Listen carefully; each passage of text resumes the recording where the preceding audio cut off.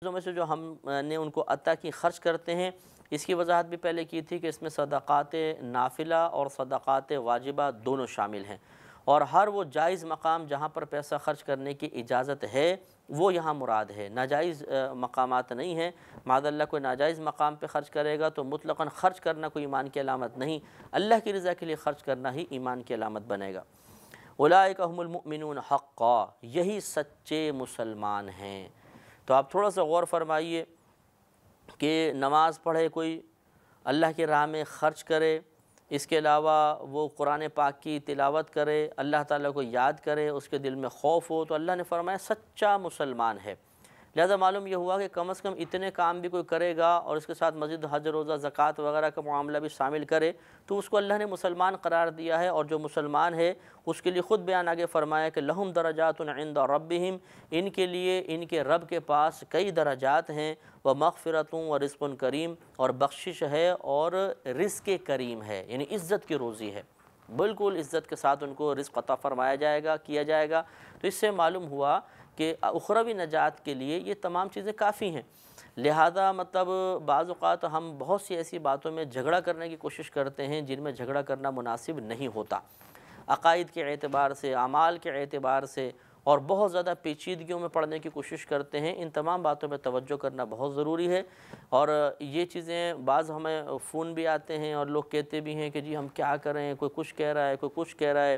تو آپ کم از کم اللہ تعالیٰ کی ذات و صفات کا علم حاصل کریں۔ جنت، دوزخ، جن، فرشتے، آسمانی کتابیں، تقدیر، یہ ایسی چیزیں ہیں جو متفق علیہ ہیں، ان میں کسی کا اختلاف نہیں، ان کے بارے میں کم از کم آپ ضروری عقائد سیکھیں، اپنے اعمال کی اصلاح کریں، جو اللہ نے عبادات فرض و واجب قرار دی ان کو پورا کرنے کی کوشش کریں، تو انشاءاللہ ہماری نجات کے لیے کافی ہو سکتی ہیں۔ لہذا اس پہ توجہ کرنا بہت ضروری ہے، اور وساوس کا شکار ہونا، تذبذب پریشانی کا شکار ہونا، اس کی کوئی ضرورت نہیں ہے۔ تو انشاءاللہ تعالی یہاں تک جو ہے اللہ تعالیٰ نے سورہ انفال میں ایک تو غنیمتوں کا حکم بیان کیا، اپنے حبیب کریم کی اطاعت کا حکم دیا، اور مومنین کی صفات تذکرہ کی۔ انشاءاللہ کل سے جو آیات آئیں گی اس میں سورہ جو غزوہ بدر ہے اس کا خصوصاً تذکرہ ہے، اس کے بارے میں کل کلام ہوگا۔ وآخر دعوانا ان الحمدللہ رب العالمین۔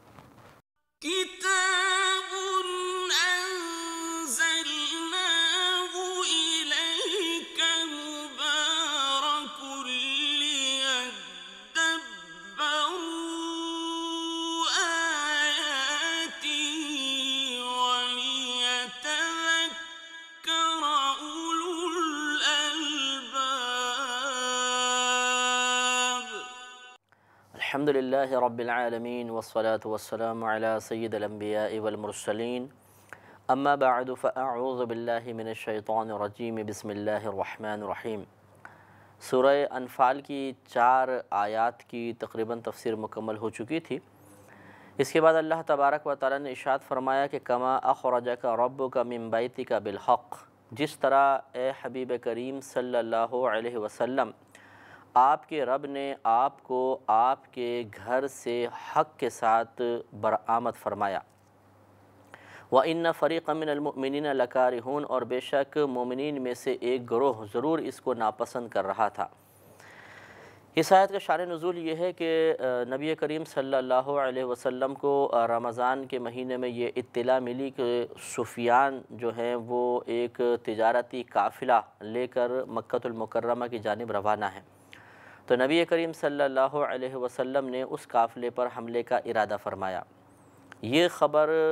کسی طریقے سے کفار و مشرکین تک مکہ المکرمہ میں پہنچی تو ابو جہل وغیرہ ایک بڑا لشکر لے کر سفیان کے قافلے کو بچانے کے لیے مکہ المکرمہ سے روانہ ہوئے۔ جب نبی کریم صلی اللہ علیہ وسلم نے پیچھا فرمایا تو وہاں ابو سفیان کے قافلے کو اطلاع مل گئی کہ حملہ ہونے والا ہے، تو وہ ساحل سمندر کی طرف نکل گیا اور مسلمانوں کی پہنچ سے بچا۔ اس وقت یہ مشاورت ہوئی دونوں جانب، یعنی ابو جہل کے جو ساتھی تھے انہوں نے کہا کہ ہم نے سن لیا ہے، معلوم ہو گیا کہ ابو سفیان کا قافلہ محفوظ ہو گیا تو ہمیں واپس چلنا چاہیے۔ تو اس نے جواباً کہا کہ نہیں، ایسا نہیں ہو سکتا، بلکہ میں ضرور اب معاذ اللہ محمد صلی اللہ علیہ وسلم سے جنگ کر کے ان کو شکست دوں گا۔ اور اس طرف یہ مشاورت ہو رہی تھی، نبی کریم صلی اللہ علیہ وسلم نے ارشاد فرمایا کہ چونکہ کفار و مشرکین ہم سے جنگ کے لیے تیار ہیں تو ہم ان سے جنگ کریں گے۔ اس وقت بعض مسلمانوں نے اس میں مطلب اس طرح رائے کا اظہار کیا کہ یا رسول اللہ صلی اللہ علیہ وسلم، رمضان کا ویسے یہ مہینہ ہے، صحابہ کرام روزے کی حالت میں بھی تھے، اور ہم ابو سفیان کے قافلے پہ حملے کے لیے چونکہ نکلے تھے، لہٰذا تعداد بھی ہماری کم تھی، ہتھیار بھی اتنے زیادہ لے کر نہیں نکلے ہیں، تو ایسی صورتحال میں ایک بڑے لشکر کے ساتھ جنگ کرنا مناسب معلوم نہیں ہوتا۔ تو لہٰذا ایسا کرنا چاہیے کہ یا تو ہم واپس جائیں اور یا ابو سفیان کے قافلے کا پیچھا کریں۔ نبی کریم صلی اللہ علیہ وسلم نے ارشاد فرمایا کہ اللہ تعالیٰ نے مجھ سے وعدہ فرمایا ہے کہ کفار کے 2 گروہوں میں سے ایک گروہ پر ضرور مجھے فتح عطا فرمائے گا، لہٰذا میرا مشورہ، میں یہ چاہتا ہوں کہ ابو جہل کا سامنا کیا جائے اور اس لشکر پہ بھی اللہ تعالیٰ ہمیں فتح دے گا۔ جس پر پھر وہ تذبذب کا کچھ عالم نظر آیا تو حضرت ابو بکر صدیق اور عمر فاروق رضی اللہ تعالیٰ عنہما نے تمام صحابہ کرام کے سامنے ایک پر اثر تقریر کی، جس سے ان کے قلوب میں جہاد کا جذبہ مزید بیدار ہوا اور انہیں اپنی مطلب اس معاملے کا احساس ہوا کہ ہمیں نبی کریم صلی اللہ علیہ وسلم کی رائے مبارکہ سے اعراض نہیں کرنا چاہیے، لہذا سب اس پر راضی ہوئے اور پھر کفار و مشرکین سے جنگ کا ارادہ ہو گیا۔ ابو جہل تمام اپنے لشکر کو، جو تقریباً 1000 کا لشکر جرار تھا، بدر کے مقام پر وہ اترا، اور ان لوگوں نے پہلے اتر کر وہاں کے جو پانی کا مقام تھا اس پر قبضہ کر لیا تھا، اور اس طرف سے یہ مسلمان چلے، اور پھر یہ جس مقام پر پہنچے تھے وہاں ریت بہت زیادہ تھی اور اتنی نرم زمین تھی کہ ان کے اونٹوں کے پیر، گھوڑوں کے پیر اس میں دھنس رہے تھے، اور مطلب یہ کہ خود صحابہ کرام جو پیدل تھے ان کے پاؤں زمین کے اندر دھنستے تھے، اتنی نرم زمین تھی جس پر یقیناً جنگ کرنا بہت مشکل تھا، اور پانی بھی وہاں موجود نہیں تھا کیونکہ پانی کے مقام پر کفار قبضہ کر چکے تھے، اور اس طرف جو صحابہ کرام تھے ان کو وضو کے لیے بھی پانی درکار تھا، بعض حالت جنابت میں تھے تو انہیں غسل کے لیے پانی درکار تھا، غرض ہے کہ بڑی قسم پرسی کا یہ عالم تھا۔ تو اس وجہ سے مطلب بعض لوگوں نے اس کو ناپسند کیا تھا اور اس کو بہت بڑی آزمائش تصور کیا تھا۔ اسی غزوہ بدر کا ذکر اللہ تعالیٰ نے ان آیات میں فرمایا، لہذا پھر دیکھیے اللہ تعالیٰ نے فرمایا کہ کما اخرجک ربک من بیتک بالحق، جیسے کہ آپ کو آپ کے رب نے آپ کے گھر سے حق کے ساتھ برآمد فرمایا، وَإِنَّ فَرِيقًا مِّنَ الْمُؤْمِنِينَ لَكَارِهُونَ، اور بے شک مومنین میں سے ایک گروہ ضرور اس کو ناپسند کر رہا تھا۔ يُجَادِلُونَكَ فِي الْحَقِّ بَعْدَمَا تَبَيَّنَ، وہ آپ سے سچی بات میں، حق بات میں جھگڑا کر رہے تھے بعد اس کے کہ ظاہر ہو چکی تھی۔ یعنی کیا ظاہر ہو چکی تھی؟ نبی کریم صلی اللہ علیہ وسلم کی یہ بات واضح طور پہ ظاہر ہو چکی تھی کہ آپ نے ارشاد فرمایا تھا کہ مجھے میرے رب نے وعدہ فرمایا ہے کہ کفار کے 2 گروہوں میں سے ایک پر ضرور فتح عطا فرمائے گا، لہٰذا جب یہ بات ظاہر ہو چکی تھی اس کے باوجود وہ آپ سے اس معاملے میں بحث کر رہے تھے، کأنما یساقون الی الموت، گویا کہ وہ موت کی طرف دھکیلے جا رہے تھے، وہم ینظرون، حالانکہ وہ دیکھ رہے تھے، یعنی موت کو سامنے دیکھ رہے تھے، تو ایسا مطلب بالکل ایسا ماحول بن گیا تھا گویا کہ وہ موت کو دیکھ رہے ہوں اور انہیں موت کی طرف دھکیلا جا رہا ہو، کیونکہ 313 مسلمان تھے کم و بیش، اور بعض میں تعداد کم بھی روایات میں آئی ہے، لیکن 300 تک تو تھی، اور سامنے 1000 کا لشکر جرار، اور پھر مسلمانوں کے پاس ساز و سامان کی کمی اور وہ مکمل ساز و سامان سے لیس تھے، اس کے باوجود مسلمان اب سامنے موجود تھے، تو اس وجہ سے ایسا محسوس ہوتا تھا گویا کہ وہ موت کی طرف بڑھ رہے ہیں اور ان کو دھکیلا جا رہا ہے۔ وَإِذْ يَعِدُكُمُ اللَّهُ إِحْدَى الطَّائِفَتَيْنِ أَنَّهَا لَكُمْ، اور یاد کرو کہ جب اللہ تعالیٰ نے تمہیں وعدہ دیا تھا کہ 2 گروہوں میں سے ایک بے شک تمہارے لیے ہوگا، یعنی ابو سفیان کا قافلہ اور یہ لشکر جرار جو ابو جہل کا تھا، ان میں سے ایک ضرور تمہارے لیے ہوگا، اللہ نے وعدہ فرمایا تھا۔ وَتَوَدُّونَ أَنَّ غَيْرَ ذَاتِ الشَّوْكَةِ تَكُونُ لَكُمْ، اور تمہارا ارادہ یہ تھا، تم یہ چاہتے تھے کہ تمہیں کوئی بھی نقصان نہ پہنچے، اور یہ تمام مطلب وہ تمہیں وہ چیز حاصل ہو جائے جس میں تمہارا بالکل بھی نقصان نہ ہو۔ وَيُرِيدُ اللَّهُ أَن يُحِقَّ الْحَقَّ بِكَلِمَاتِهِ وَيَقْطَعَ دَابِرَ الْكَافِرِينَ، اور اللہ تبارک و تعالیٰ یہ ارادہ فرما رہا تھا، یہ اللہ کا یہ ارادہ تھا کہ وہ اپنے کلام کو سچ کر دکھائے، اپنے کلام سے سچ کو سچ کر دکھائے اور کافروں کی جڑ کاٹ دے۔ یعنی گویا کہ اللہ تبارک و تعالیٰ نے جو وعدہ فرمایا کہ کفار اور مشرکین میں سے جو دو گروہ ہیں ان میں سے ایک پر تمہیں فتح دے گا، تو اللہ تعالیٰ کا ارادہ یہ تھا کہ یہ جو بات اللہ نے بیان فرمائی اس سچ کو سچ کر دکھائے، یعنی اس کے عملی طور پہ صورت بھی تمہارے سامنے آ جائے اور تمہیں فتح نصیب ہو جائے۔ اور وَيَقْطَعَ دَابِرَ الْكَافِرِينَ، اور اللہ تعالیٰ کا یہ بھی ارادہ تھا کہ کفار کی جڑیں کاٹ دے۔ کفار کی جڑیں کاٹنے کا مطلب ان کے بڑے بڑے سرداروں کا قتل ہو جانا تھا، اور نبی کریم صلی اللہ علیہ وسلم نے صحابہ کرام کو یہی ڈھارس عطا فرمائی کہ آپ باقاعدہ میدان بدر میں تشریف لے گئے اور وہاں پر نشان لگا کر آپ نے بتایا کہ اس مقام پر فلاں کافر رئیس سردار ہلاک ہوگا، اس مقام پر وہ، اس مقام پر یہ، اور یہ غیبی خبر بالکل بعین ہی پوری ہوئی۔ اور اگلے دن جب جنگ ہوئی تو وہ سردار اسی مقام پر آ کر قتل ہوئے جس مقام پر نبی کریم صلی اللہ علیہ وسلم نے اللہ تبارک و تعالیٰ کی عطا سے خبر دے دی تھی۔ لِيُحِقَّ الْحَقَّ وَيُبْطِلَ الْبَاطِلَ وَلَوْ كَرِهَ الْمُجْرِمُونَ، تاکہ سچ کو سچ کر دے۔ یعنی تمام جو اللہ تعالیٰ ارادہ فرما رہا ہے، تمام معاملات جو ہو رہے ہیں یہ اس لیے تاکہ سچ کو سچ کرے اور جھوٹ کو جھوٹا، باطل کو باطل قرار دے دے۔ وَلَوْ كَرِهَ الْمُجْرِمُونَ، اگرچہ مجرم اسے ناپسند کریں۔ اِذْ تَسْتَغِيثُونَ رَبَّكُمْ فَاسْتَجَابَ لَكُمْ أَنِّي مُمِدُّكُمْ بِأَلْفٍ مِّنَ الْمَلَائِكَةِ مُرْدِفِينَ، اور یاد کیجئے کہ جب تم اپنے رب سے فریاد کر رہے تھے، پس اس نے تمہاری فریاد سن لی کہ بے شک میں تمہاری مدد کرنے والا ہوں 1000 ایسے فرشتوں کے ساتھ جو قطار باندھے ہوئے ہیں۔ اس آیت کا شان نزول یہ ہے کہ نبی کریم صلی اللہ علیہ وسلم نے جب کفار کے لشکر جرار کو دیکھا تو آپ خیمے میں تشریف لے گئے اور آپ نے اللہ تعالیٰ کی بارگاہ میں فریاد کرنا شروع کی کہ اللہ تعالیٰ تو ہماری امداد فرما، کفار کثیر تعداد میں ہیں، ہم قلیل تعداد میں ہیں، اور اگر ہم آج کفار سے شکست کھا جاتے ہیں تو زمین پر تیرا نام لینے والا کوئی بھی نہیں رہے گا، کیونکہ یہ ایک صحابہ کرام اور نبی کریم صلی اللہ علیہ وسلم جو ہیں وہ اسلام کی سمجھ لیں کریم تھے۔ اگر یہ ختم ہو جاتے تو یقینی سی بات ہے کہ پھر کمزور تھے اور ان پہ غلبہ پانا کفار و مشرکین کا بہت آسان ہو جاتا۔ تو نبی کریم صلی اللہ علیہ وسلم بار بار فریاد فرماتے رہے حتیٰ کہ آپ نے ہاتھ بلند کیے تو آپ کی چادر مبارکہ گر گئی، اور آپ بار بار اس بات کو دہراتے رہے تو حضرت ابوبکر صدیق رضی اللہ تعالی عنہ نے آ کر پھر آپ کو یہ عرض کی کہ یا رسول اللہ آپ اتنا مبالغہ نہ فرمائیں، اللہ تعالیٰ آپ کی یقیناً سنتا ہے اور وہ ضرور آپ کی رضا کے مطابق یہ نتیجہ مرتب فرمائے گا۔ اس کا مطلب ہرگز یہ نہیں کہ معاذ اللہ اللہ تعالیٰ اپنے حبیب کی رضا کے تابع ہو گیا ہے، بلکہ یہ اللہ تبارک و تعالیٰ کا ارادہ ہی ہے، اس کی مشیت ہے، اور اسی کی ایک عادت کریمہ تھی ہے، کہ اللہ تعالیٰ اپنے محبوب کی رضا کو محبوب رکھتا ہے اور اس کی رضا کے مطابق جیسا محبوب چاہتے ہیں اللہ تعالیٰ کرم فرما دیا کرتا ہے۔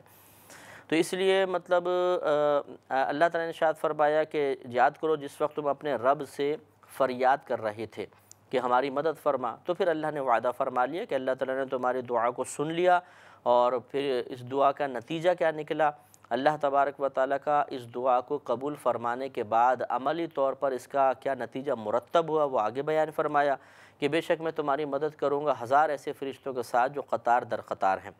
تو پہلے یہ 1000 نازل ہوئے، پھر 3000، اور پھر ان کی تعداد 5000 تک بھی روایت میں آئی، اور انہوں نے باقاعدہ مسلمانوں کے ساتھ مل کر جہاد کیا اور کفار کو جہنم واصل کیا۔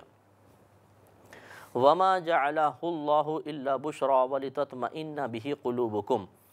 اور اللہ تبارک و تعالیٰ نے اسے فقط تمہارے لیے خوشخبری بنایا، یعنی جو فرشتوں کی ایک بڑی تعداد کو اللہ نے بھیجا تو یہ فقط کس لیے؟ تاکہ تمہیں خوشخبری حاصل ہو جائے، وَلِتَطْمَئِنَّ بِهِ قُلُوبُكُمْ، اور تاکہ اس کے ذریعے تمہارے قلوب اطمینان پذیر ہو جائیں، چین پا جائیں، وہ اضطراب اور بے قراری سے باہر نکل آئیں۔ جو کفار کی ایک بڑی تعداد کو دیکھ کر قلب پر تھوڑا بہت روب، دبدبہ یا وسوسہ پیدا ہو رہا ہے یا پریشانی غالب آ رہی ہے، ان سب سے قلوب پاک ہو جائیں۔ وَمَا النَّصْرُ إِلَّا مِنْ عِنْدِ اللَّهِ، اور مدد تو فقط اللہ تعالیٰ کی طرف سے ہی ہے، ہر چیز کی مدد، تمہارا کفار کے سامنے ڈٹ جانا، تمہارے قلوب کا مطمئن ہو جانا، فرشتوں کا بھیجا جانا، کفار کا شکست کھانا، یہ تمام کا تمام اللہ تعالیٰ کی مدد سے ہے۔ ان اللہ عزیز حکیم، بے شک اللہ تعالیٰ غالب حکمت والا ہے۔ اذ یغشیکم النعاس امنۃ منہ، اور یاد کرو کہ جب تمہیں ڈھانپ لیا تھا، اس نے ڈھانپ دیا تمہیں اونگھ کے ذریعے، غنودگی کے ذریعے، امنۃ منہ، ایسی اونگھ جو اللہ تعالیٰ کی طرف سے چین تھی، سکون تھی۔ یعنی ہوا یہ کہ جب کفار مشرکین سامنے آئے تو مسلمانوں کے اوپر حالت جنگ میں اللہ تعالیٰ نے ایک غنودگی طاری فرما دی۔ اس غنودگی کی وجہ سے جو وقتی طور پہ ایک روب قلب پہ طاری ہو بھی گیا تھا، ایک بے چینی اضطراب تھا، وہ تمام کا تمام ختم ہو گیا، کیونکہ حالت غنودگی میں آدمی اپنے ظاہر و باطن سے غافل ہو جاتا ہے۔ حضرت عبداللہ ابن مسعود رضی اللہ تعالی عنہ فرمایا کرتے تھے کہ اگر غنودگی حالت جنگ میں آئے تو یہ اللہ کی طرف سے بہت بڑا انعام ہوتا ہے۔ وجہ یہ ہے کہ آدمی جب جنگ کی حالت میں ہوتا ہے تو ایک ٹینشن ذہن پر سوار ہو جاتا ہے، ایک بوجھ، ذہنی دباؤ آ جاتا ہے، جس کی وجہ سے بعض اوقات انسان غلط فیصلے بھی کر لیتا ہے، یا پھر مطلب اس کی صلاحیتیں ضرور متاثر ہوتی ہیں اور وہ اپنے تمام صلاحیتوں کو مجتمع کر کے استعمال نہیں کر پاتا۔ تو یہ اونگ جو ہے ایک سکون فراہم کرتی ہے، ذہن پرسکون ہو جاتا ہے، قلب کے وساوس دور ہو جاتے ہیں، اور پھر جب آدمی جاگتا ہے تو وہ تمام ٹینشن دور ہو چکا ہوتا ہے اور وہ نئے سرے سے تازہ دم ہو کر حملہ کر سکتا ہے۔ تو ایک تو اللہ نے یہ انعام عطا فرمایا، پھر آگے فرمایا وَيُنَزِّلُ عَلَيْكُم مِّنَ السَّمَاءِ مَاءً لِيُطَهِّرَكُم بِهِ، اور نازل کیا اس نے تم پر آسمان سے پانی کو تاکہ وہ تمہیں اس کے ذریعے پاک و صاف فرما دے۔ وَيُذْهِبَ عَنْكُمْ رِجْسَ الشَّيْطَانِ، اور تاکہ وہ لے جائے تم سے شیطانی گندگی کو۔ وَلِيَرْبِطَ عَلَىٰ قُلُوبِكُمْ، اور تاکہ تمہارے دل ڈھارس پائیں، اور تاکہ تمہارے دلوں پر ڈھارس ہو جائے، وہ ڈھارس بندھائے۔ وَيُثَبِّتَ بِهِ الْأَقْدَامَ، اور تاکہ اس کے ذریعے وہ تمہارے قدموں کو جما دے۔ تو پھر اللہ تعالیٰ نے آسمان سے بارش نازل فرمائی، جیسے بھی آپ کو عرض کیا تھا کہ کفار و مشرکین نے چشموں کے اوپر قبضہ کر لیا تھا، کنویں پہ قبضہ کر لیا تھا جہاں پانی وغیرہ موجود تھا، اور مسلمان ایک ریتیلی زمین پر اترے تھے جس میں قدم دھنس رہے تھے اور پانی موجود نہیں تھا۔ کچھ صحابہ کرام کو وضو کی حاجت تھی، کچھ کو غسل کی حاجت تھی، تو اللہ تعالیٰ نے آسمان سے بارش نازل فرمائی، جس کی وجہ سے ایک تو ان کو پاکیاں حاصل ہوئیں، دوسرا ان سے شیطان کی گندگی دور کر دی گئی، یعنی جو حالت جنابت تھی وہ تمام کی تمام دور ہو گئی، اور تاکہ تمہارے قلوب تو کو ڈھارس پہنچائے، یہ بھی ایک وجہ تھی۔ تو ڈھارس اس وجہ سے کہ کفار، یہ جو مسلمان تھے جب کفار کو دیکھا کہ پانی پہ قابض ہو گئے تو بعض کے دل میں اس طرح خیال آیا کہ دیکھو وہ کافر ہونے کے باوجود اللہ تعالیٰ نے ان کو یہ نعمت عطا فرمائی کہ وہ پانی پہ قابض ہو گئے، اور ہم مسلمان ہونے کے باوجود، حق پر ہونے کے باوجود اس نعمت سے محروم رہے۔ تو اس قسم کے جو خیالات دل میں آ رہے تھے وہ دور ہو گئے اور دل کو ڈھارس حاصل ہوئی، اور قدم اور فرمایا گیا تاکہ تمہارے قدموں کو جما دے، کیونکہ زمین بڑی نرم تھی، قدم دھنس رہے تھے تو جنگ کرنا بہت دشوار تھا۔ تو اللہ تبارک و تعالیٰ نے بارش برسائی جس سے زمین سخت ہو گئی اور ان کے لیے کفار کے ساتھ مقابلہ کرنا آسان ہو گیا۔ وَإِذْ يُوحِي رَبُّكَ إِلَى الْمَلَائِكَةِ أَنِّي مَعَكُمْ فَثَبِّتُوا الَّذِينَ آمَنُوا، اور یاد کیجئے کہ اے حبیب کریم صلی اللہ علیہ وسلم کہ جب اللہ تعالیٰ فرشتوں کو وحی بھیجتا تھا، یعنی ان کو حکم فرماتا تھا کہ میں بے شک میں تمہارے ساتھ ہوں، فَثَبِّتُوا الَّذِينَ آمَنُوا، تو تم مسلمانوں کو ثابت قدم رکھو، مضبوط رکھو۔ سَأُلْقِي فِي قُلُوبِ الَّذِينَ كَفَرُوا الرُّعْبَ، تو ان قریب میں ان لوگوں کے قلوب میں روب ڈال دوں گا جو کافر ہیں، یعنی کفار کے دل میں ان قریب تمہارا روب ڈال دیا جائے گا، وہ گھبرا جائیں گے، ان کے قلوب مروب اور متاثر ہو جائیں گے، جس کی بنا پر شکست ان کی طرف متوجہ ہوگی۔ فَضْرِبُوا فَوْقَ الْأَعْنَاقِ، تو تم ان کی گردنوں کے اوپر مارو۔ وَضْرِبُوا مِنْهُمْ كُلَّ بَنَانٍ، اور تم ان کے ایک ایک جوڑ پر ضرب لگاؤ، یعنی شدت کے ساتھ حملہ کرو تو اللہ تعالیٰ تمہاری امداد فرمائے گا کئی طریقوں کے ساتھ۔ ایک تو یہ کہ تمہارے پاس فرشتے بھیجے گا جو باقاعدہ تمہاری طرف سے جہاد کریں گے، اور دوسرا اللہ تعالیٰ کفار کے دلوں میں تمہارا روب ڈال دے گا جس کی بنا پر ان کی توانائیاں مکمل طور پر مجتمع ہو کے تمہارے خلاف مطلب مجتمع نہیں ہو سکیں گی، وہ تمہارے خلاف ڈٹ کر مقابلہ نہیں کر سکیں گے۔ یہ قلبی روب ان کے ہاتھوں کو کپکپاہٹ میں مبتلا کر دے گا، بزدلی پیدا کرے گا، اور یہ بھاگنے پر مجبور ہو جائیں گے۔ ذالک بأنہم شاقوا اللہ ورسولہ، یہ اس لیے کہ انہوں نے اللہ تعالیٰ اور اس کے رسول صلی اللہ علیہ وسلم کی مخالفت کی، یعنی اللہ تعالیٰ کا مسلمانوں کی تائید کرنا، ان کی مدد فرمانا، فرشتوں کو بھیجنا اور ان تمام امور کے ذریعے کفار کو ذلت میں مبتلا کرنا اس وجہ سے تھا کہ ان کفار نے اللہ تعالیٰ اور اس کے رسول کی مخالفت کی تھی۔ وَمَن يُشَاقِقِ اللَّهَ وَرَسُولَهُ فَإِنَّ اللَّهَ شَدِيدُ الْعِقَابِ، اور جو شخص اللہ تعالیٰ اور اس کے رسول کریم صلی اللہ علیہ وسلم کی مخالفت کرے تو بے شک اللہ تبارک و تعالیٰ کا عذاب سخت ہے۔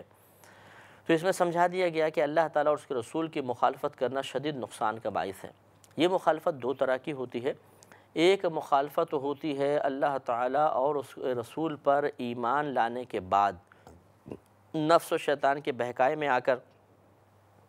اللہ تعالیٰ اس کے رسول کی تعلیمات کو حق جاننے کے باوجود دنیاوی تقاضوں کی وجہ سے آدمی اعمال کو ترک کر دے اور اللہ تعالیٰ اور اس کے رسول کا حکم کا خلاف کرے۔ اس صورت میں آدمی گناہ کبیرہ کا مرتکب ضرور ہوگا لیکن کافر نہیں ہوگا، کیونکہ وہ اللہ پر ایمان رکھتا ہے، رسول پر ایمان رکھتا ہے، جو تعلیمات نبی کریم صلی اللہ علیہ وسلم لے کر آئے ان کو حق تسلیم کرتا ہے، ان کو درست مانتا ہے، لیکن پھر شامت اعمال کی بنا پر یا مطلب نفس و شیطان کے بہکائے میں آ کر یا غلط قسم کی گیدرنگ کی وجہ سے وہ عمل نہیں کر پاتا، تو یہ بھی مخالفت اللہ یا مخالفت رسول ضرور کہلائے گی، لیکن یہ بطریق انکار چونکہ نہیں ہے تو وہ کافر نہیں ہوگا، ہاں گناہ گار ضرور ہوگا۔ اور ایک ہے مخالفت بطریق انکار، اللہ کی وحدانیت کا انکار کرنا یا وحدانیت کو تسلیم کر کے نبی کریم صلی اللہ علیہ وسلم کی رسالت اور قرآن پاک کے حق ہونے کا انکار کر دینا، جسے اہل کتاب کرتے تھے، اور اسی طرح کے باوجود مسلمان ہونے کے کوئی قرآن کا انکار کر دے، قرآن کی کسی آیت کا انکار کر دے کہ مثلا میں نماز کی فرضیت کو نہیں مانتا ہوں، میں قرآن کی فلاں آیت کو نہیں مانتا ہوں، بغیر کسی تعویل کے وہ ایسا بول دے تو ایسا شخص پھر کافر و مشرک ہوگا۔ اور انہی کے لیے تمام یہ وعیدیں ہیں کہ ایک تو جو بطریق انکار اللہ کی وحدانیت کا انکار کر دے، یہ بھی اللہ کی مخالفت، جو اللہ کی وحدانیت کے اقرار کرنے کے باوجود نبی کریم صلی اللہ علیہ وسلم کو نبی اور رسول تسلیم نہ کرے، یہ ایک مخالفت، یہ ناقابل معافی۔ اور تیسرا مسلمان ہونے کے باوجود پھر وہ اسلامی بنیادی ضروریات دین یا بنیادی تعلیمات کا انکار کرے تو وہ مخالفت اللہ اور مخالفت رسول والا ہے، اور وہ بھی شدید عذاب کا مستحق ہوگا۔ اللہ تعالی ہم سب کو ان تمام آفات سے محفوظ فرمائے، آمین۔ کتاب انزلناه الیک مبارک لیدبروا آیاته ولیتذکر اولو الالباب۔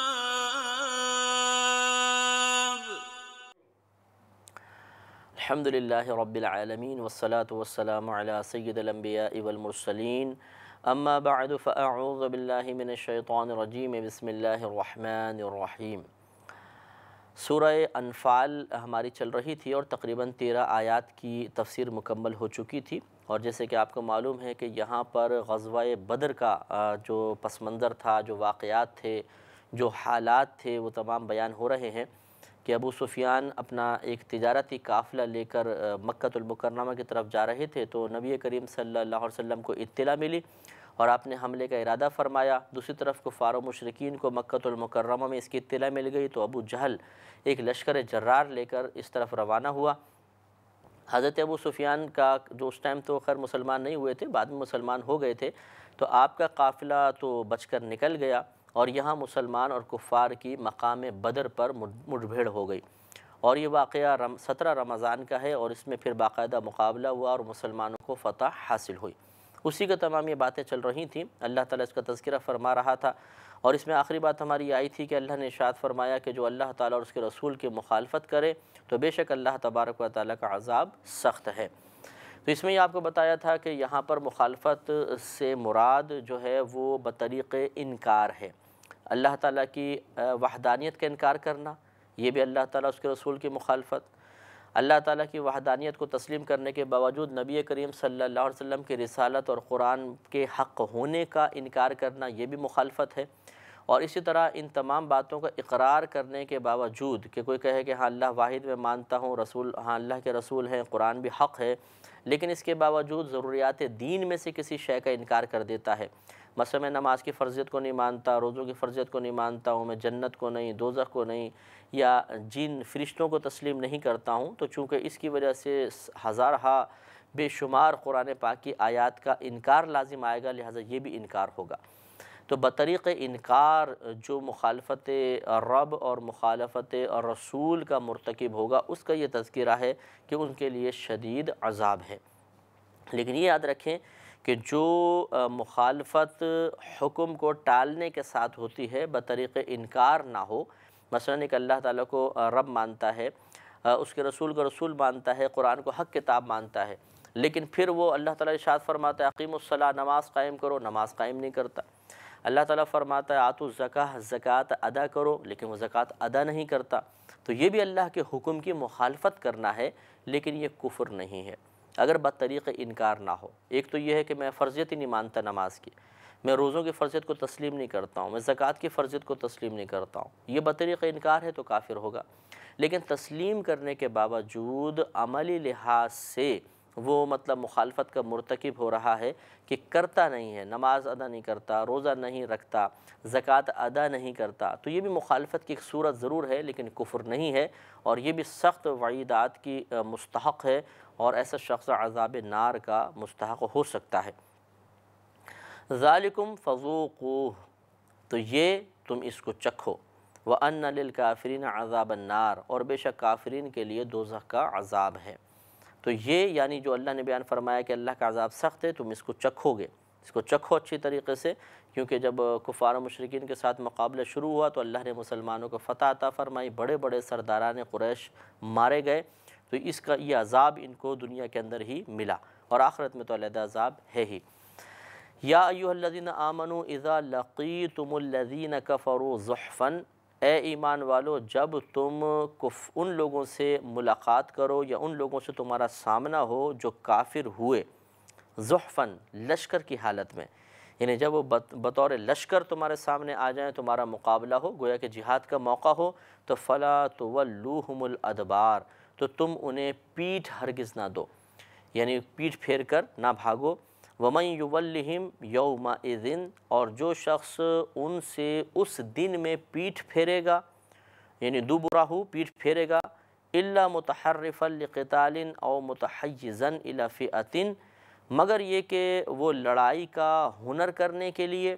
یا اپنی جماعت میں ملنے کے لیے ایسا کرے، تو یہ مستثنی صورت ہے۔ اگر ایسا نہ ہو، یعنی کوئی پینترا بدلنا، جیسے لڑائی کا پینترا بدلتے ہیں، پیچھے ہٹ کے پھر حملہ کرنا، دائیں بائیں ہونا، ایسا کرنا مقصود نہ ہو، اسی طرح اپنی جماعت کے ساتھ ملنا مقصود نہ ہو، کیونکہ یہ بھی لڑائی کی ترکیب میں سے ایک ہوتی ہے کہ بعض اوقات آدمی تنہا ہو جاتا ہے تو کفار حملہ کرتے ہیں، تو وہ فوراً ذرا پیچھے ہٹ کر اپنے مسلمانوں کی جماعت میں شامل ہو جاتا ہے تاکہ مجتمع ہو جائیں، تو کفار آگے بڑھنے سے گھبرائیں اور پھر ان پر حملہ کیا جائے۔ تو ان دونوں صورتوں میں چونکہ جنگ سے بھاگنا مقصود نہیں، بزدلی کا اظہار مقصود نہیں، تو یہ مستثنی صورت ہو گئی۔ اس کے علاوہ اگر ایسا کیا کہ ڈر کر، گھبرا کر اور مسلمانوں کو چھوڑ کر آدمی بھاگے گا، اس کا پھر یہ آگے عذاب بیان فرمایا۔ تو ارشاد ہوا کہ وَمَن يُوَلِّهِمْ يَوْمَئِذٍ دُبُرَهُ، اور جو شخص ان سے اس دن میں اپنی پیٹھ پھیرے گا، إِلَّا مُتَحَرِّفًا لِقِتَالٍ، مگر سوائے ان لوگوں کے کہ جو لڑائی کا ہنر استعمال کر رہے ہوں، او متحیزاً الی فئۃ، یا پھر وہ مسلمانوں کی جماعت کے ساتھ ملنے کا ارادہ رکھتے ہوں، مل رہے ہوں، یہ مستثنی ہے۔ اور باقی جو بچ گئے ان کے لیے فرمایا کہ فقد باء بغضب من اللہ، تو بے شک وہ اللہ تبارک و تعالیٰ کے غضب کے ساتھ لوٹیں گے، ومأواہ جہنم، اور ان کا ٹھکانہ جہنم ہوگا، وبئس المصیر، اور یہ کیا ہی بری پلٹنے کی جگہ ہے۔ تو اس سے معلوم ہوا کہ حالت جہاد میں جب کہ جنگ مکمل طور پہ گرم ہو چکی ہو، بھاگنا یہ اللہ تعالیٰ کے نزدیک بہت ہی برا ہے، گناہ کبیرہ ہے، حلال سمجھ کے ہو تو کفر تک بھی پہنچ سکتا ہے۔ تو اللہ نے فرمایا کہ ایسے لوگ اللہ کے غضب میں گرفتار ہوں گے اور ان کا ٹھکانہ جہنم ہوگا۔ وجہ یہ ہے کہ اگر آدمی حالت جنگ میں اس طرح بھاگے گا تو یقینی سی بات ہے کہ ایک فطری تقاضا ہوتا ہے کہ ایک کو کوئی کام کرتے دیکھیں تو جو کیفیات اس پر وارد ہو رہی ہیں ویسی کیفیات دوسرے پر وارد ہوتی ہیں، اور وہ بھی کبھی کبھی ویسے ہی کام کرنے لگ جاتا ہے۔ جیسے مثال کے طور پہ پہلے ہم جہاد کے لیتے ہیں کہ پہلے ڈٹ کے لڑ رہے ہیں، لیکن ایک اگر بھاگے گا تو جو اس کی قلبی بزدلی کی کیفیات ہیں یہ دوسرے کے قلب پر ضرور اثر انداز ہوں گی اور دوسرا بھی بھاگے گا۔ جیسے کہ کبھی اگر آپ نے کسی اجتماع میں بیٹھے ہوں کہ بہت سارے لوگ کوئی تقریر وغیرہ سن رہے ہوں، اگر ان میں سے ایک اٹھتا ہے اپنے کسی کام کے لیے، وہ ٹوائلٹ جانا چاہتا ہے یا پانی وغیرہ پینے کے لیے، تو دوسرا دیکھتا ہے وہ بھی اٹھنا شروع ہوتا ہے، تیسرا اٹھتا ہے۔ پہلے سب آرام سے بیٹھے تھے لیکن ایک کی وجہ سے دوسرے بھی اس کی پیروی شروع کر دیتے ہیں۔ تو اس لیے اللہ تعالیٰ نے سخت اس پر وعید بیان فرمائی کہ اگر ایک بھی پلٹے گا تو اپنا ٹھکانہ جہنم میں بنائے گا۔ تو اس سخت وعید کے بعد یقینی سی بات ہے کہ ہر ایک ڈٹ کر مقابلہ کرے گا۔ جب ڈٹ کر مقابلہ کرے گا تو سب میں جرأت مندی پیدا ہوگی اور کوئی پیچھے نہیں ہٹے گا، اور خدا نخواستہ اگر کوئی ایک بزدلی دکھائے گا تو پھر سب بزدلی کی طرف مائل ہو سکتے ہیں۔ اس لیے اللہ نے سختی کے ساتھ منع فرمایا۔ فَلَمْ تَقْتُلُوهُمْ وَلَكِنَّ اللَّهَ قَتَلَهُمْ وَمَا رَمَيْتَ إِذْ رَمَيْتَ وَلَكِنَّ اللَّهَ رَمَى۔ اور تو تم انہیں قتل نہیں کرتے تھے اور لیکن اللہ تبارک و تعالیٰ نے انہیں قتل فرمایا۔ یہ ہوا یہ کہ جب مسلمان فتح پانے کے بعد واپس آئے تو ذرا تفاخر کے طور پر کہ تھوڑا فخر سا آ گیا تھا، ایک مسلمان دوسرے سے کہنے لگا میں نے فلاں کو قتل کیا، دوسرے نے کہا اور میں نے فلاں کو قتل کیا۔ تو اللہ تبارک و تعالیٰ کو یہ اظہار تفاخر محبوب نہ رہا، محبوب نہ ہوا، تو اللہ نے ارشاد فرمایا کہ تم ان کفار کو قتل نہیں کر رہے تھے لیکن اللہ تبارک و تعالیٰ انہیں قتل فرما رہا تھا۔ اور اس ایک بات یہ ایک صورت اس کی یہ بھی ہو سکتی ہے، تفسیر یہ بھی ہو سکتی ہے کہ حقیقتاً تم نے بہت سے کفار کو قتل نہیں کیا، تم یہ سمجھ رہے تھے کہ تم نے مارا، حالانکہ اللہ تبارک و تعالیٰ کی طرف سے نازل شدہ فرشتوں نے انہیں قتل کیا ہے۔ لہٰذا کئی صحابہ سے یہ روایت موجود ہے، وہ کہتے ہیں کہ بعض اوقات ایسا ہوتا تھا کہ ہم کوئی کافر سامنے آیا، اسے مارنے کے لیے تلوار اٹھاتے تھے لیکن اس سے پہلے ہی اس کے چہرے پہ کہیں سے ضرب لگتی تھی اور چہرہ کٹ جاتا تھا اور وہ ہمارے سامنے گر جاتا تھا۔ اسی طرح ہم کسی کافر کا پیچھا کر رہے ہوتے تھے، وہ آگے بھاگ رہا ہوتا تھا، اس سے پہلے کہ ہم اس تک پہنچتے وہ ہمارے سامنے کٹا ہوا پڑا ہوتا تھا۔ تو یہ اللہ کی طرف سے مدد تھی کہ فرشتوں نے باقاعدہ آ کے جہاد کیا اور ان کو مارا۔ اب یہاں ایک وسوسہ آ سکتا ہے کہ فرشتوں کو یعنی کفار کو مارنے کے لیے تو ایک فرشتہ ہی کافی تھا، 5000 فرشتے کیوں بھیجے گئے؟ تو یہ اللہ تعالیٰ کی حکمت اور مصلحت ہے، واقعی ایک بھی کافی تھا، بلکہ فرشتے بھی ضروری نہیں تھے، اللہ تعالیٰ ارادہ فرماتا سب کے سب کفار مر جاتے، لیکن یہ مشیت الہی ہوتی ہے، اللہ تعالیٰ کی حکمتیں ہوتی ہیں جن پر کامل نظر ہر شخص کو حاصل ہو جائے یہ ضروری نہیں ہوتا۔ اور پھر یہ وسوسہ کہ اگر 5000 تھے تو وہ تو 1000 تھے، تو یہ 5000 ان پہ غالب آ کے فوراً ایک لمحے کے اندر قلع قمع کیوں نہیں کر دیا؟ تو یہ بھی اللہ تعالیٰ کی ہزارہ حکمت مصلحتوں پر محمول کیا جا سکتا ہے کہ اگر تمام فرشتے مار دیتے تو مسلمانوں کے لیے یہ کوئی مطلب کمال کی بات نہ ہوتی، اور جو اس وقت مومنین تھے، صحابہ کرام تھے، انہیں جہاد کرنے پر جو اجر ہے، جو درجات ہیں، وہ کیسے حاصل ہوتے؟ لہٰذا کئی اس میں مصلحتیں پوشیدہ ہیں، ہمیں وسوسوں کا شکار نہیں ہونا چاہیے۔ اور یہ تو جو اللہ نے فرمایا کہ وما رمیت اذ رمیت ولکن اللہ رما، اے حبیب کریم صلی اللہ علیہ وسلم آپ نے مٹی نہیں پھینکی جس وقت آپ مٹی پھینک رہے تھے، اور لیکن اللہ تعالیٰ وہ مٹی پھینک رہا تھا۔ مطلب کہنے کا یہ ہے کہ نبی کریم صلی اللہ علیہ وسلم نے جب کفار سامنے آ گئے تو ریت اٹھائی ایک مٹھی میں اور آپ نے پھینکی اور کہا کہ اللہ تعالیٰ ان کے چہروں کو خاک آلود کر دے۔ تو آپ کی یہ جو ریت تھی ہر کافر کے اوپر پہنچی تھی، منہ پر، سر پر۔ تو یہ اللہ نے ارشاد فرمایا کہ حقیقتاً یہ آپ نہیں پھینک رہے تھے بلکہ اللہ تعالیٰ اس مٹی کو پھینک رہا تھا۔ تو گویا کہ اللہ تعالیٰ نے یہ اشارہ فرما دیا کہ بظاہر ہاتھ نبی کریم صلی اللہ علیہ وسلم کا تھا، لیکن توفیق چونکہ اللہ کی طرف سے تھی تو حقیقتاً اللہ نے اس کو پھینکا۔ یا اس کا مطلب یہ ہوگا کہ نبی کریم صلی اللہ علیہ وسلم جو کچھ کرتے ہیں وہ حقیقتاً اللہ تعالیٰ کی طرف سے چونکہ ہوتا ہے، اللہ کے حکم سے ہوتا ہے، لہٰذا اس کی حقیقی طور پر نسبت اللہ کی جانب ہی ہونی چاہیے۔ اور اب یہاں پہ ایک بات تھوڑی سی توجہ طلب ہے کہ اللہ تعالیٰ نے اگر ہم شان نزول کے اعتبار سے دیکھیں تو باہم تفاخر کو ناپسند فرمایا۔ آج کل یہ بیماری بھی ہم مسلمانوں کے اندر بہت ہی زیادہ رائج ہو چکی ہے کہ ہم اپنے نیک اعمال پر فخر جتاتے ہیں اور دوسروں کے سامنے فاخرانہ طور پر، تفاخر کے طور پہ ذکر کر کے ہم یہ چاہتے ہیں کہ سامنے والا ہمارے ان کارناموں سے متاثر ہو جائے اور ہمارے لیے تعریفی جملے کہے۔ یہ کم از کم اگر تعریفی جملے نہیں کہتا تو اس کی نگاہوں کے اندر ہمیں مرعوبیت کے اور متاثر ہو جانے کے آثار ظاہر ہونے چاہیے۔ اور یہ وجہ ہے کہ جب ہم اپنا کارنامہ بیان کرتے ہیں اور سامنے والا مروب اور متاثر نظر آتا ہے تو ہمیں کامیابی نظر آتی ہے اور ہمیں بڑی لذت حاصل ہوتی ہے، مزہ آتا ہے۔ تو اس لیے اپنے اپنے کارنامے سناتے ہیں، ہم نے 40 حج کیے ہیں، ہم نے 85 عمرے کیے ہیں، ہم تو فلاں ادارے میں اتنا پیسہ ہر سال دیتے ہیں، ہر مہینے فلاں غریبوں کی مدد کرتے ہیں، ہر بڑی راتوں میں یا مطلب مبارک موقعوں کے اوپر ہم 50-60 دیگیں غریبوں کو کھلاتے ہیں۔ اس طریقے سے فخر جتانا یہ اللہ تعالیٰ کو محبوب نہیں ہوتا، اور یہی فاخرانہ طور پر عمل جو ہے یہ قربانی کے ایام میں بھی نظر آتا ہے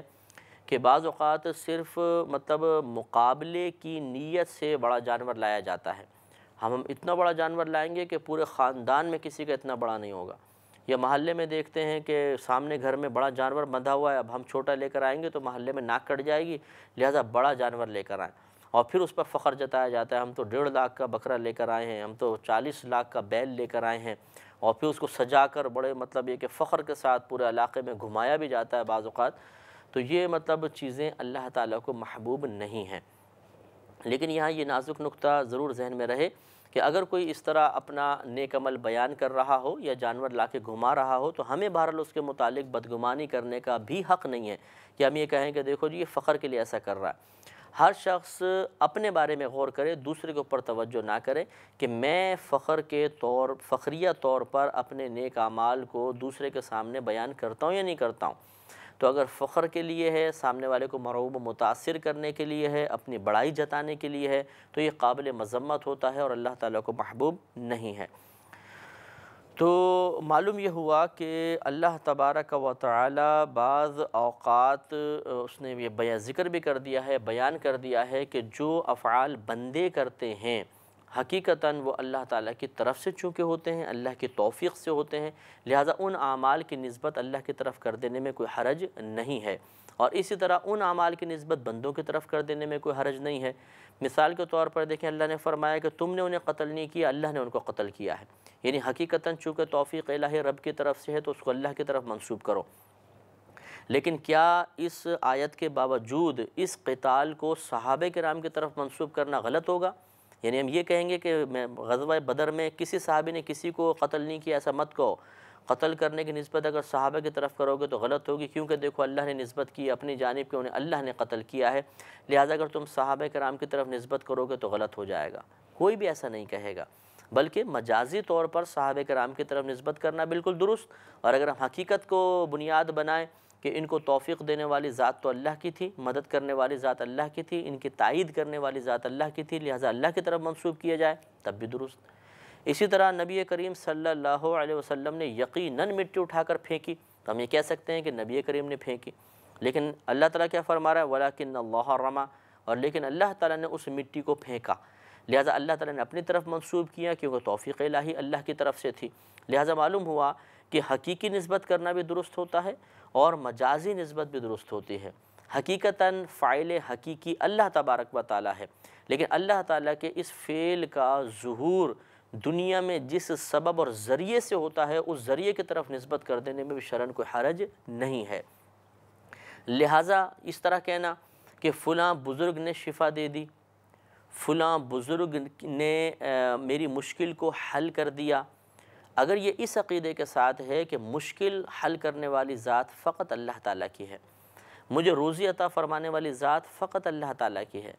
مجھے بیماری سے شفا دینے والی ذات فقط اللہ تعالیٰ کی ہے، لیکن اس کی عادت کریمہ ہے کہ دنیا میں کسی نہ کسی چیز کو وسیلہ بناتا ہے، تو میں بطریق ذریعہ یا بنیت وسیلہ اس بزرگ کی طرف یا اس چیز کی طرف شفا کی یا مشکل دور کرنے کی نسبت کر رہا ہوں مجازاً، تو اس میں شرعاً کوئی حرج نہیں ہے، کیونکہ اس کا ثبوت خود قرآن سے ہمیں اس مقام پر مل رہا ہے۔ لہٰذا اگر کوئی یہ کہتا ہے کہ مجھے بزرگ نے شفا دے دی، لیکن عقیدہ یہ ہے کہ یوں وہ کہہ رہا ہے، اصل میں کہنا یہ چاہتا ہے کہ شفا دینے والی ذات اللہ تبارک و تعالیٰ کی ہی ہے، اللہ نے ہی مجھے شفا عطا فرمائی، لیکن اس بزرگ کی دعا اس کا وسیلہ بن گئی، ذریعہ بن گئی، سبب بن گئی، تو اس میں شرعاً کوئی حرج نہیں ہے۔ اسی طرح بعض لوگ یہ کہہ دیتے ہیں کہ جی فلاں اللہ کے ولی نے مجھے بیٹا عطا کر دیا، جی فلاں صاحب مزار جو تھے بزرگ تھے، ان کی درگاہ سے ان کی بارگاہ سے ہمیں اولاد مل گئی۔ تو معاذ اللہ اگر یہ کسی کا خیال ہے کہ یہ ولی جو ہے یہ اس نے بیٹا دے دیا، بیٹا بنا کر دے دیا، یا یہ بیٹا دینے پہ قادر ہے معاذ اللہ، تو یہ تو کفر و شرک میں چلا جائے گا۔ اور اگر یہ نیت ہو کہ دینے والی ذات تو اللہ کی ہے، اللہ ہی نے مجھے بیٹا عطا فرمایا، میں اس مقام پر آیا تو میری مشکل کو حل اللہ نے ہی کیا ہے، میں اس مقام پر آیا تو میرا اگر کاروبار چمک گیا، مجھے روزگار مل گیا، میرے کاروبار میں برکت ہو گئی تو وہ اللہ کی ہی طرف سے ہے، لیکن چونکہ اس مقام پر آئے ان بزرگ نے دعا کر دی تو ان کی دعا کی برکت سے مجھے سب ملا، تو یہ وسیلہ بن گئے، اس وجہ سے میں ان کی طرف نسبت کر رہا ہوں، تو اس میں شرعاً کوئی حرج نہیں ہے۔ لہٰذا ایسا ہوا ہے کہ صحابہ کرام نبی کریم کی بارگاہ میں آئے بیماری کے لیے کہ یا رسول اللہ میں بیمار ہوں۔ مثلا یہ ترمذی کی روایت ہے کہ ایک خاتون اپنے بھانجے کو لے کر بارگاہ رسالت میں حاضر ہوئی کہ یہ بیمار ہے، تو نبی کریم صلی اللہ علیہ وسلم نے اپنے وضو کا بچا ہوا پانی ان کو پینے کے لیے دیا تھا، تو اس سے ان کو شفا حاصل ہو گئی۔ تو اس طرح بیماری سے شفا کی طلب کے لیے یا تنگدستی میں حاجت کا اظہار کرنے کے لیے کثیر صحابہ کرام نبی کریم کے بارگاہ میں آئے ہیں، اور پیچھے ہم نے روایات پڑھی بھی ہیں کہ حضرت عیسیٰ علیہ السلام کوڑھی کو اور مادرزاد اندھوں کو شفا دیا کرتے تھے، جب مٹی کی مورت بناتے تھے چمگادڑ کی اور پھونک مارتے تھے وہ زندہ ہو کر اڑ جاتی تھی۔ تو یقینی سی بات ہے کہ جب آپ کے بارے میں یہ مشہور ہو گیا ہوگا کہ آپ مادرزاد اندھوں کو شفا دے رہے ہیں، کوڑی کے بدن پر ہاتھ پھیرتے ہیں تو وہ تندرست ہو جاتا ہے، بلکہ پیچھے ہم نے آیتوں میں یہ بھی پڑھا کہ آپ مردوں کو زندہ کر دیا کرتے تھے، تو یقینی سی بات ہے کہ آپ قوم کا مرجع بن گئے ہوں گے۔ لوگ آپ کے پاس آتے ہوں گے کہ جی ہمارا رشتہ دار اندھا ہے، اس کو شفا دے دیں، یہ میرا رشتہ دار بیمار ہے، اس کے اوپر ہاتھ پھیر دیں تو شفا حاصل ہو جائے۔ تو کیا معاذ اللہ ان سب کا عیسیٰ علیہ السلام کی بارگاہ میں حاضر ہونا کفر و شرک ہوگا کہ اللہ کو چھوڑ کر ان کے پاس آ گئے؟ نہیں، وہ اللہ کو چھوڑ کر نہیں آئے، بلکہ انہیں معلوم تھا کہ شفا دینے والی ذات اللہ کی ہے، لیکن اس مقام پر ذریعہ اللہ تعالیٰ نے ان کو بنا دیا ہے،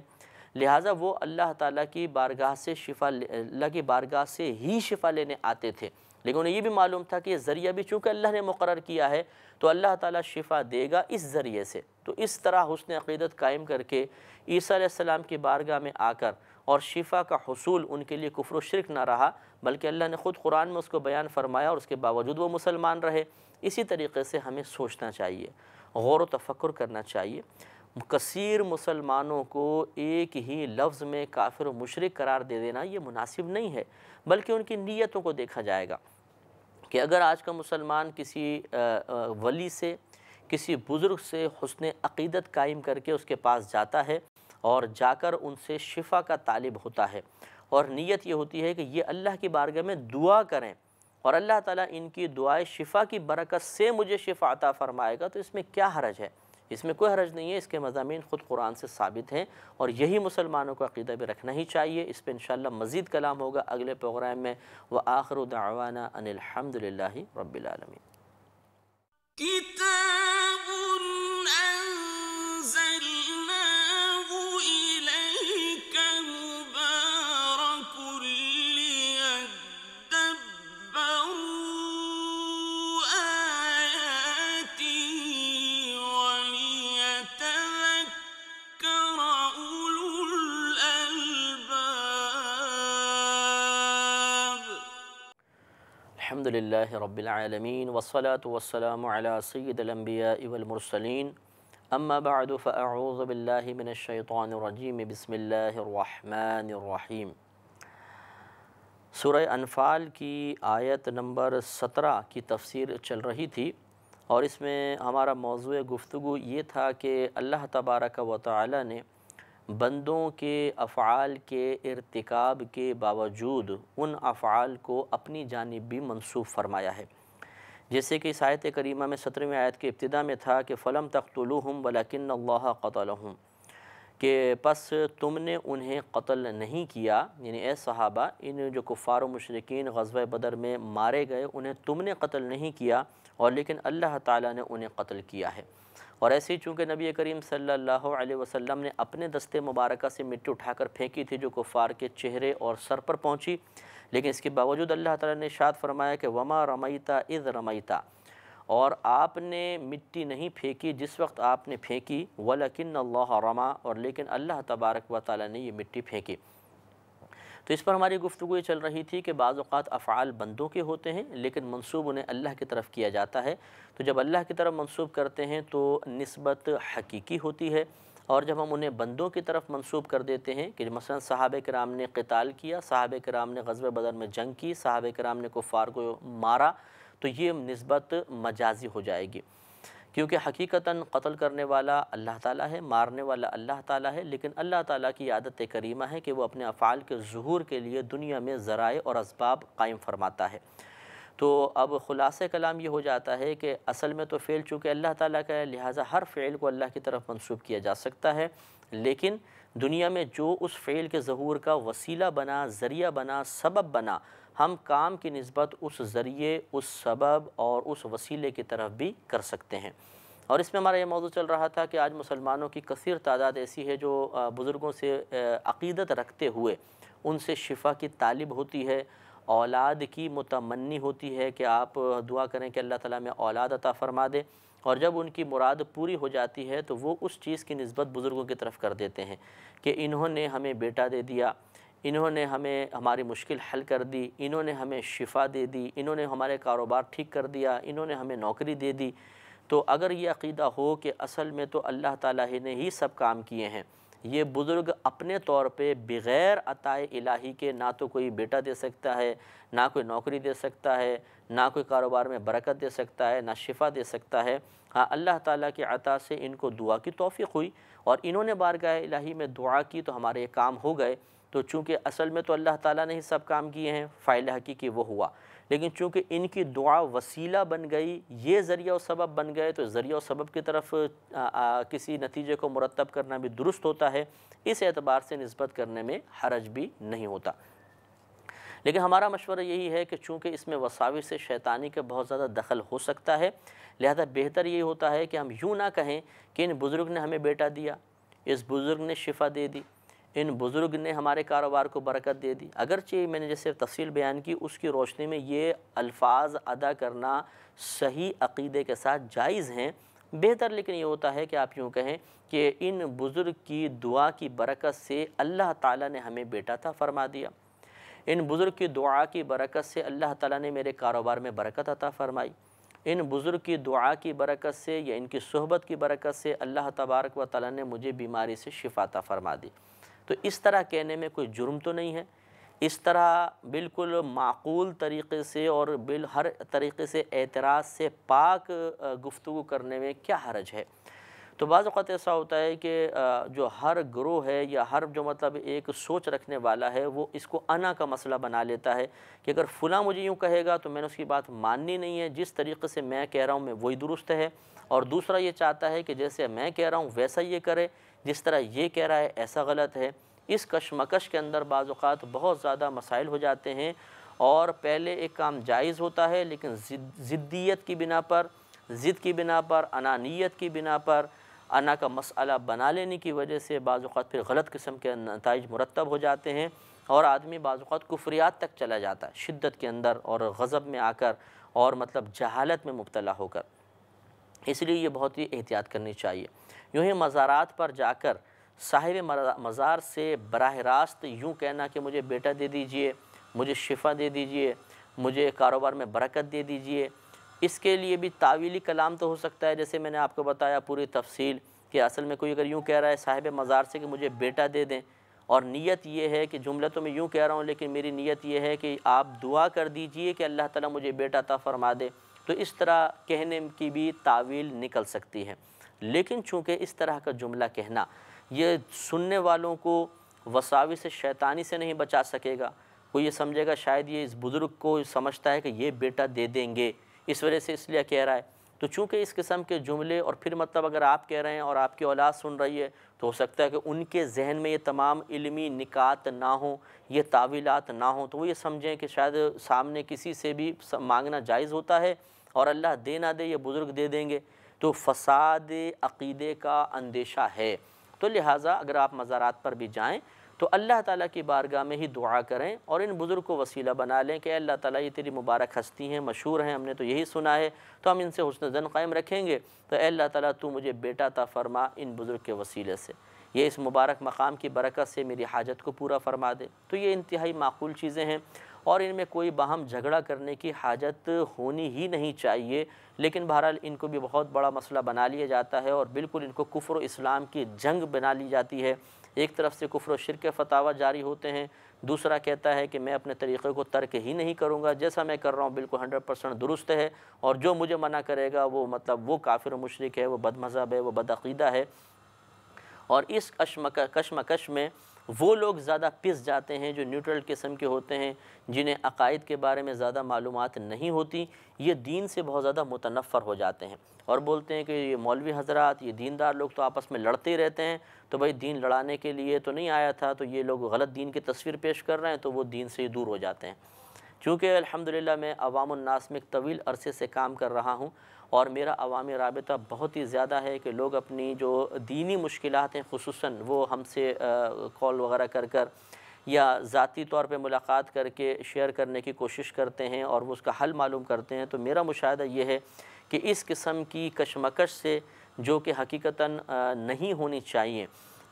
بہت لوگ ذہنی انتشار کا شکار ہو جاتے ہیں، اور میں نے کثیر لوگوں کو صرف انہی باتوں سے الرجک ہو کر دین سے دور ہوتے بھی دیکھا ہے۔ پھر وہ کہیں کے نہیں رہتے، بیچارے اتنے دین سے متنفر ہو جاتے ہیں کہ دین سے متعلقہ نازیبہ کلمات ان کے زبان پر جاری ہو جاتے ہیں۔ لہذا اعتدال پسندی بہت ضروری ہے۔ پہلے ہر چیز کی آپ تعویل دیکھیے، غور و تفکر کیجئے، علماء سے معلوم کیجئے کہ جو شخص یہ فعل کا ارتکاب کر رہا ہے اس کی کوئی جائز تعویل بھی ہو سکتی ہے کہ نہیں ہو سکتی۔ کسی کو کافر و مشرک کہہ دینا یہ کمال نہیں ہے، بلکہ اگر اس سے کوئی مشرکانہ یا کافرانہ فعل آپ محسوس کر رہے ہیں کہ ہو رہا ہے تو اس کی درست تعویل کر کے اسے کفر و شرک کے حکم سے باہر نکالنا یہ کمال ہوتا ہے۔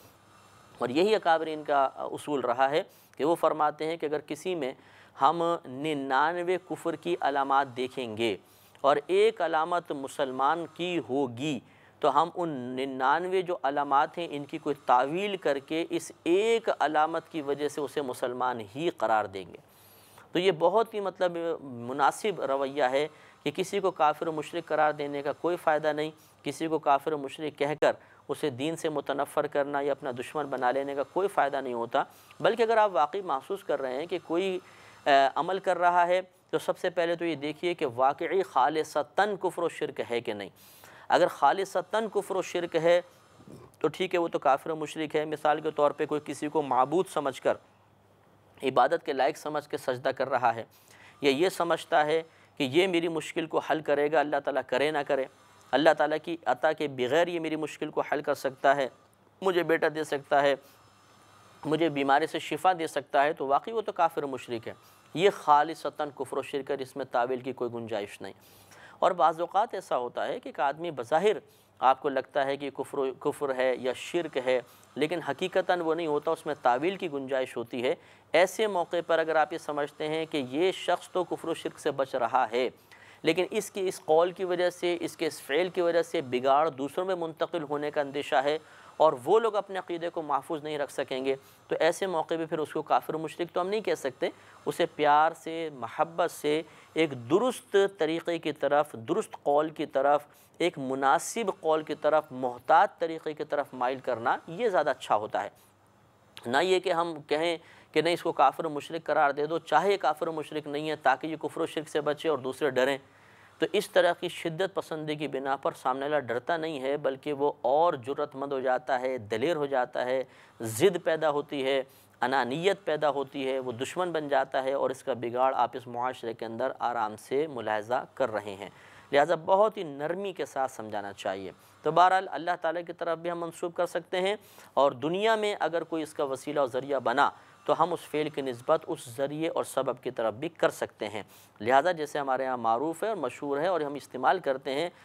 ماں باپ یہ کہتے ہیں تمہیں اتنا بڑا کس نے کیا یہ بتاؤ، ہم نے تو کیا۔ تمہیں پال پوس کے جوان کس نے کیا، ہم نے کیا۔ کوئی بھی اس کو کفر و شرک نہیں کہتا، حالانکہ پالنا، پوسنا، بڑا کرنا یہ سب اللہ تعالیٰ کی طرف سے ہے، لیکن چونکہ والدین ذریعہ بنتے ہیں، والدین وسیلہ بن جاتے ہیں، تو ان کی طرف نسبت کرنے میں بھی شرعاً کوئی حرج نہیں ہوتا۔ اور اس طرح کی ہزارہ مثالیں اپنے اطراف میں دیکھیے کہ ہم لوگوں کی طرف ان باتوں کو منسوب کر رہے ہیں اور اس میں حرج نہیں۔ وَلِيُبْلِيَ الْمُؤْمِنِينَ مِنْهُ بَلَاءً حَسَنًا، اور تاکہ یعنی جو اللہ تبارک و تعالیٰ نے یہ تمام جو جہاد کا معاملہ ہوا اس کا ارادہ وغیرہ کیوں فرمایا، تاکہ مسلمانوں کو اس سے اچھا انعام عطا فرمائے۔ وَلِيُبْلِيَ الْمُؤْمِنِينَ مِنْهُ بَلَاءً حَسَنًا، اور اس لیے کہ اس سے مسلمانوں کو اچھا انعام عطا فرمائے۔ یہ آزمائش اس لیے تھی تاکہ اس پر پورا اترنے کے بدلے میں مسلمانوں کو مزید نعمتیں عطا فرمائی جائیں۔ ان اللہ سمیع علیم، بے شک اللہ تعالیٰ سننے والا جاننے والا ہے۔ ذالکم وان اللہ موہن کید الکافرین، یہ تو ذالکم وان اللہ، یہ مطلب اس لیے ہے کہ اور بے شک اللہ تعالیٰ موہنو، سست کرنے والا ہے، کید الکافرین، کافرین کے داؤ پیچ کو۔ ان تستفتحوا، اے کافرو اگر تم فیصلہ مانگتے ہو، فقد جاءکم الفتح، تو بے شک یہ فیصلہ تم پر آ چکا ہے۔ وَإِن تَنْتَهُوا، اور اگر تم رک جاؤ، فَهُوَ خَيْرٌ لَكُمْ، تو یہ تمہارے لیے بھلا ہے۔ اس آیت کے شان نزول دو بیان کیے گئے ہیں۔ ایک تو یہ کہ ابو جہل نے اللہ تعالیٰ کی بارگاہ میں مکے سے نکلنے سے پہلے یوں کہا تھا کہ اے اللہ، اگر میں حق پر ہوں، ہم حق پر ہیں، تو ہمیں کامیابی عطا کرنا، اور اگر محمد حق پر ہے تو اس کو کامیابی عطا کرنا۔ اور ایک روایت کے مطابق جب کفار و مشرکین لشکر کے ساتھ کعبۃ اللہ کے پاس سے روانہ ہونے لگے تو انہوں نے کعبے کے پردے کو پکڑ کر کہا تھا کہ اے اللہ، اگر ہم حق پر ہیں تو ہمیں غلبہ عطا فرما اور معاذ اللہ محمد کو ہلاک کر دے، اور اگر وہ حق پر ہیں، وہ سچے نبی ہیں، تو ہمیں ہلاک کر دے اور ان کو غلبہ عطا فرما۔ تو یہ چونکہ انہوں نے ایک دعا کی تھی، ایک ارادے کا اظہار کیا تھا، اور ہو سکتا ہے یہ آپس میں اپنے آپ کو مضبوط کرنے کے لیے ہو کہ دیکھو ہم حق پر نہ ہوتے تو کبھی ایسی دعا نہ کرتے، لیکن بہرحال کر چکے تھے۔ تو اللہ نے فرمایا ان تستفتحوا، اے کافرو اگر تم فیصلہ مانگتے ہو، یعنی جو حق پر ہے اسے ہلاک کر دے، جو حق پر نہیں ہے وہ اس کو ہلاک کر دے، جو حق پر اس کو کامیابی عطا فرما، اس کا فیصلہ مانگتے ہو، تو فقد، تو بے شک جاءکم الفتح، تمہارے پاس فیصلہ آ چکا، اور اللہ تعالیٰ نے ارادہ فرما لیا کہ تمہیں ہلاک کرے گا اور جو حق پر اسے کامیابی عطا فرمائے گا۔ ہاں وَإِن تَنْتَهُوا، اگر تم رک جاؤ، فَهُوَ خَيْرٌ لَكُمْ، تو یہ تمہارے لیے بہتر ہے۔ تو اگر تم اس طرح کے فیصلے مانگنے سے رک جاؤ اور نبی کریم صلی اللہ علیہ وسلم پر ایمان لانے کی سعادت حاصل کر لو تو یہ تمہارے لیے بہتر تھا۔ وَإِن تَعُودُوا نَعُودْ، اور اگر تم پھر شرارت کرو گے تو ہم تمہیں سزا دیں گے، ہم بھی لوٹ آئیں گے، یعنی پھر جیسا تم کرو گے ہم تمہیں اس کا بدلہ دیں گے۔ وَلَن تُغْنِيَ عَنْكُمْ فِئَتُكُمْ شَيْئًا وَلَوْ كَثُرَتْ، اور تمہارا یہ جتنا بھی گروہ ہے تمہیں کسی چیز سے بے نیاز نہیں کر سکتا، چاہے کتنا ہی کثیر کیوں نہ ہو، کیونکہ جب اللہ تبارک و تعالیٰ کے کسی کے خلاف ارادہ فرما لے، اسے ہلاک کرنے کا ارادہ فرمائے، تو کسی کی کثرت اللہ تعالیٰ کے ارادے کو نہیں بدل سکتی۔ وَأَنَّ اللَّهَ مَعَ الْمُؤْمِنِينَ، اور بے شک اللہ تبارک و تعالیٰ مومنین کے ساتھ ہے۔ لہٰذا تمہارا مسلمانوں پر حملہ کرنے سے رک جانا اور کفر و شرک پر اصرار کرنے سے رک کر اسلام اختیار کر لینا ہی تمہارے لیے بھلا ہے، کیونکہ چاہے تمہاری کتنی کثیر تعداد ہو، جب اللہ تبارک و تعالیٰ مومنین کے ساتھ ہے اور اللہ تعالیٰ کسی کی ہلاکت کا ارادہ فرما لے تو پھر اسے کوئی بھی چیز نہیں بچا سکتی۔ یا ایھا الذین آمنوا اطیعوا اللہ ورسولہ ولا تولوا عنہ وانتم تسمعون، اے ایمان والو اللہ تبارک و تعالیٰ اور اس کے رسول صلی اللہ علیہ وسلم کی اطاعت کرو اور سننے کے باوجود اس سے نہ پھرو، اس سے منہ نہ پھیرو، یعنی اطاعت کرو مکمل طور پر۔ اور اللہ تبارک و تعالیٰ نے خطاب بھی یہاں پر مومنین کو فرمایا، اور آگے ارشاد فرمایا وَلَا تَكُونُوا كَالَّذِينَ قَالُوا سَمِعْنَا وَهُمْ لَا يَسْمَعُونَ، اور ان لوگوں کی مثل نہ ہو جاؤ جنہوں نے کہا کہ ہم نے سنا حالانکہ وہ نہیں سنتے، یعنی وہ بظاہر یہ کہتے ہیں کہ ہم نے قبول کر لیا حالانکہ وہ سنتے نہیں ہیں، یعنی اسے قبول نہیں کرتے ہیں، ان لوگوں کی مثل مت ہو جانا۔ اِنَّ شَرَّ الدَّوَابِّ عِندَ اللَّهِ الصُّمُّ الْبُكْمُ الَّذِينَ لَا يَعْقِلُونَ، بے شک سب جانوروں میں بدترین اللہ تعالیٰ کے نزدیک وہ ہیں جو بہرے ہیں، گونگے ہیں، وہ جنہیں عقل نہیں ہے۔ تو اس میں اللہ تعالیٰ نے شدت کے ساتھ ان لوگوں کی مذمت فرمائی اور انہیں جانور سے بدتر قرار دیا جو گونگے ہیں، بہرے ہیں، یعنی یہاں حقیقتاً گونگا ہونا، حقیقتاً بہرا ہونا مراد نہیں، بلکہ گونگے سے مراد وہ جو حق بات نہیں کہتے، اور بہرے سے مراد جو حق قبول نہیں کرتے۔ تو اللہ نے فرمایا یہ بے عقل ہیں، الذین لا یعقلون، یہ وہ ہیں جو بالکل عقل نہیں رکھتے ہیں، اور یہ جانوروں سے بھی بدتر ہیں، اس لیے کہ جانور عقل نہیں رکھتا، اس کے باوجود وہ اللہ تعالیٰ کو اپنا رب تسلیم کرتا ہے۔ اور نبی کریم صلی اللہ علیہ وسلم کی روایت موجود ہے کہ انسانوں اور جنوں کے علاوہ کائنات کی ہر چیز یہ بات جانتی ہے کہ میں اللہ کا رسول ہوں، اور وہ اس کی تصدیق بھی کرتی ہے۔ تو اس لیے اللہ تعالیٰ نے ایسے کفار و مشرکین کو جانوروں سے بھی بدتر قرار دیا کہ جنہیں بظاہر اللہ نے عقل عطا فرمائی، لیکن وہ عقل کے حصول کے